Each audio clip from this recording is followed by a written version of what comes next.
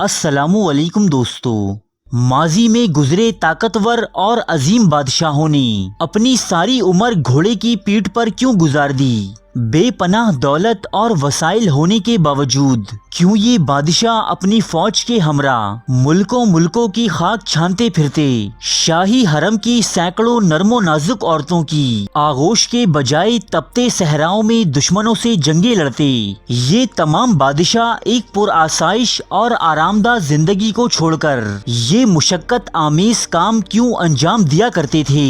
صرف اس لیے کہ ان کی جنگی فتوحات اور کارنامے آنے والے ادوار میں زندہ جاوید رہیں اور تاریخ میں ان کا نام اور کارنامے سنہرے حروف سے ثبت ہو جائیں۔ لیکن آج ہم آپ کو جس بادشاہ کا قصہ سنانے جا رہے ہیں، یہ بادشاہ تو در حقیقت کبھی کوئی وجود ہی نہ رکھتا تھا۔ اس کے باوجود اس بادشاہ کا نام پورے 400 سال تک دشمنوں پر روب و دبدبہ قائم کرنے اور عام عوام کو جھوٹی تسلیاں دینے کے لیے استعمال کیا جاتا رہا۔ کئی مرتبہ اس کے نام پر بڑے بڑے لشکر اکٹھا کر کے اپنے ذاتی مقاصد حاصل کیے گئے۔ جہاں اس کے نام پر بڑی بڑی کھوجیں ہوئیں، وہیں کئی خانہ جنگیوں کا الزام بھی اسی بادشاہ کے سر پر ہے، جو بیچارہ کبھی اس دنیا میں رہا ہی نہیں۔ یہ ذکر ہے 1165 عیسوی کا کہ جب یورپ صلیبی جنگوں میں بری طرح الجھا ہوا تھا۔ پے در پہ شکستوں نے جہاں عوام کے حوصلے پست کر دیے تھے، وہیں پادریوں اور حکمرانوں کے ایمان بھی ڈاواں ڈول ہو رہے تھے۔ ایسی نا امیدی اور ابتری کے دور میں یورپ کے مختلف چرچز میں ایک خط موصول ہوا۔ یہ خط دنیا کے ایک عظیم بادشاہ پریسٹر جان کی جانب سے مسیحی دنیا کو لکھا گیا تھا۔ پادریوں کے مطابق جان پریسٹر ان 3 مجوسی بادشاہوں کی اولاد میں سے تھا کہ جن کا ذکر بائبل میں ہوا تھا۔ بائبل کے مطابق حضرت عیسیٰ علیہ السلام کی پیدائش پر سرزمین فارس سے 3 بادشاہ یروشلم آئے تھے اور آپ علیہ السلام کو تحائف دے کر رخصت ہوئے تھے۔ چنانچہ پادریوں نے بائبل میں بیان ہوئے اس واقعے سے فائدہ اٹھاتے ہوئے اپنی عوام کے سامنے ایک عظیم الشان سلطنت کا نقشہ کھینچا۔ یہ سلطنت کیتھولک عقیدے پر کار فرما تھی۔ اس کے باشندے دولت و ثروت میں بے مثال تھے، فوجیں ناقابل تسخیر تھیں اور سب سے بڑھ کر یہاں کا بادشاہ یعنی پریسٹر جان عیسائی دنیا کا درد رکھنے والا ایک طاقتور بادشاہ تھا، جو کئی مرتبہ مسلمانوں کے بڑے بڑے لشکروں کو شکست بھی دے چکا تھا۔ غرض پادریوں نے یورپی عوام کو اس افسانوی بادشاہ سے متعلق طرح طرح کی من گھڑت کہانیاں سنائیں اور ان کے ذریعے اپنے مطلوبہ مقاصد حاصل کیے۔ یورپ میں یہ سودا خوب بکا جب لوگوں کو یہ علم ہوا کہ ایک طاقتور فوج اور بے پناہ وسائل کا مالک بادشاہ یروشلم کی آزادی کے لیے ان کے ساتھ صلیبی جنگوں میں لڑنے والا ہے، تو جگہ جگہ سے لشکر اس کی مدد کو پہنچنے لگے۔ لیکن یہ بادشاہ حقیقت میں ہوتا تو آتا الٹا ان تمام عوامل کا نتیجہ صلیبیوں کی بدترین شکستوں کی صورت میں سامنے آیا۔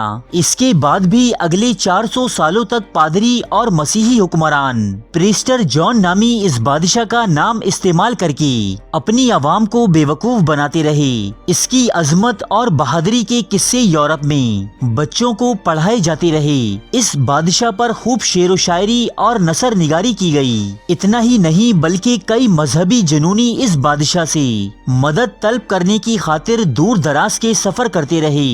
کوئی کہتا کہ یہ بادشاہ ہندوستان کے کسی دور دراز خطے پر حکومت کرتا ہے، تو کسی کا ماننا تھا کہ سرد شمالی علاقے اس کی جائے پناہ ہیں۔ لیکن کوئی بھی اس بادشاہ کے حقیقی مقام یا اس کی سلطنت تک نہ پہنچ پایا۔ کچھ پادریوں نے چنگیز خان کو جان پریسٹر کہا تو کچھ نے ہلاکو خان کو، لیکن یہ دونوں ہی بادشاہ کیتھولک عقیدے پر کار فرما نہ تھے اور جلد ہی ان کی سلطنتیں بھی زوال پذیر ہو گئیں۔ اب جان پریسٹر نامی بادشاہ اور اس کی سلطنت کی دوبارہ تلاش شروع ہوئی۔ آپ کو یہ جان کر حیرانی ہوگی کہ مشہور یورپی مہم جو کرسٹوفر کولمبس اور واسکو ڈی گاما، ان دونوں ہی کا مقصد ہندوستان پہنچ کر پریسٹر جان کی سلطنت تلاش کرنا تھی۔ سمندری مہمات کے دوران یورپی لوگوں کا تعارف ایتھوپیا نامی عیسائی ریاست سے ہوا۔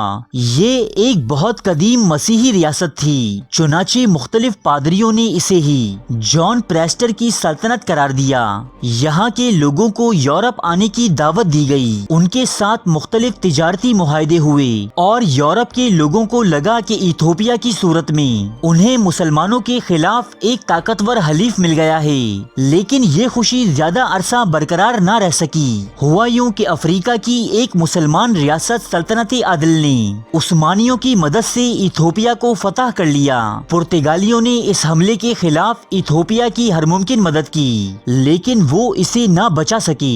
جان پریسٹر کی طاقتور سلطنت پر مسلمانوں کے قبضے نے یورپی اقوام کے حوصلے پست کر دیے۔ پادریوں نے اس زوال کا سبب یہ نکالا کہ چونکہ ایتھوپیا کے لوگ کیتھولک فرقے پر کاربند نہ تھے، اسی لیے یہ تباہی ان کا مقدر بنی۔ لہٰذا یورپ سے جوک در جوک عیسائی مشنری ایتھوپیا جانے لگے جو یہاں کے لوگوں میں کیتھولک فرقے کی تبلیغ کرتے۔ یورپ کی اس حرکت نے ایتھوپیا کے لوگوں کو مشتعل کر دیا اور یہ تمام عوامل ایتھوپیا میں ایک طویل خانہ جنگی کا سبب بنے، جس کا بنیادی سبب جان پریسٹر نامی خیالی بادشاہ اور اس کی سلطنت تھی۔ 1630 عیسوی میں ایتھوپیا نے تنگ آ کر یورپ سے ہر قسم کا قطع تعلق کر لیا۔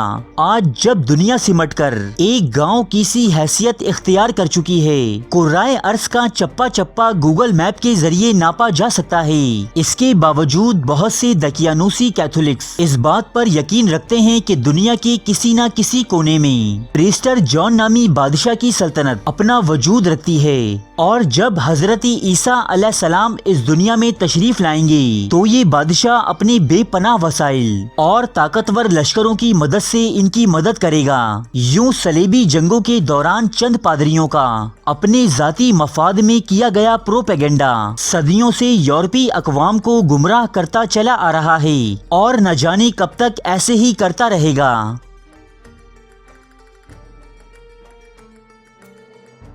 ارے فرینڈز، ایک منٹ، آپ ایسے ہی جا رہے ہیں؟ اتنی محنت سے ویڈیو بنائی ہے، ایک لائک تو بنتا ہے نا؟ اور دوسرا یہ کہ آپ ہمیں اتنی بڑی دنیا میں دوبارہ کیسے ڈھونڈیں گے؟ تو اس کا حل یہ ہے کہ آپ ہمارے چینل کو سبسکرائب کر لیجئے اور اس بیل کے آئیکن کو کلک کر دیجئے۔